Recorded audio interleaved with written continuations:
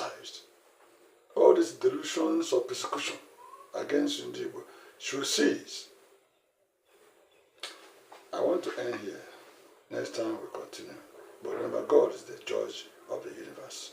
And He will judge all the people that join hand.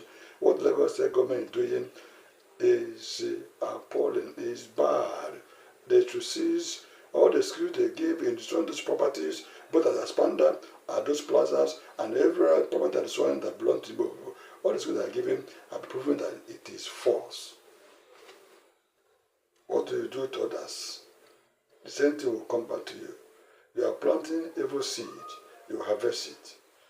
You are changing the names of streets in Lagos whose Igbo people build, and yet you have not been enough for you. You should continue to do, want to drive the screw against them. You will regret you. I want to tell you, Nigeria, the generation of Igbo men and women now, they have bottled up anger and annoyance against Nigeria.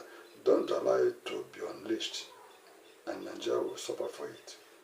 Don't allow second batch of violence against Igbo. When you enter into the war, they will react, and then their reactions will be very, very disastrous. And made now when there is still time. Join me next time. Thank you for watching.